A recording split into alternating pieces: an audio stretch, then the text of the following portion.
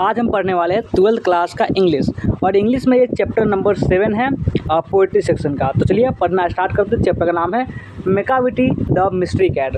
तो Macavity the mystery cat का most important objective प्रश्न आपको पढ़ाने वाले हैं। तो चलिए पढ़ना स्टार्ट करते हैं। सबसे पहला प्रश्न देखिए कि क्या कह रहा है।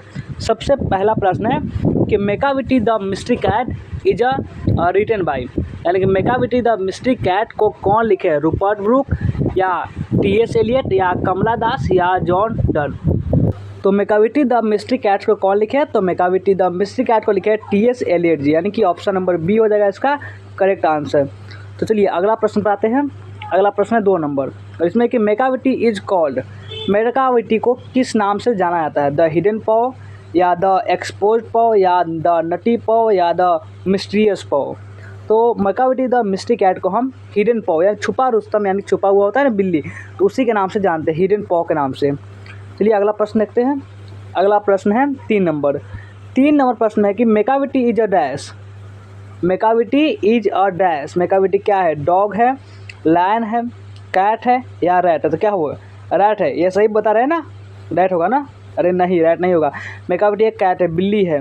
क्या है मैकाविटी, तो मैकाविटी एक बिल्ली है, बिल्ली, मैकाविटी एक बिल्ली है। अब चलिए अगला प्रश्न पाते हैं। देखिए अगला प्रश्न 4 नंबर है। 4वां नंबर प्रश्न में क्या करा कि the poet compares Macavity to dash, the poet compares Macavity to dash. का जो कवि है, जो पोएट है, वो कंपेयर करते हैं मैकाविटी को किससे, समुद्रगुप्ता से या फिर बिस्मार्क से या फिर नेपोलियन से या फिर चार्ल्स से। तो किससे कंपेयर करते हैं, तो जो अपने टी.एस. एलियट जी है वो नेपोलियन से कंपेयर कर रहे हैं मैकाविटी का, ये नेपोलियन जैसा ही है, इस प्रकार से वो बता रहे हैं इसमें। अगला प्रश्न देखिए 5 नंबर। 5वां नंबर प्रश्न है कि dash is from collection called all poems book of practical cats Eliot is. क्या हो जाएगा इनमें से, द मिस्ट्री कैट या फिर सॉन्ग ऑफ माई सेल्फ या द सोल्जर या नॉन ऑफ दीज। तो क्या हो जाएगा इनमें से, तब मिस्ट्री कैट हो जाएगा, रहस्यमय बिल्ली, ऑप्शन नंबर ए।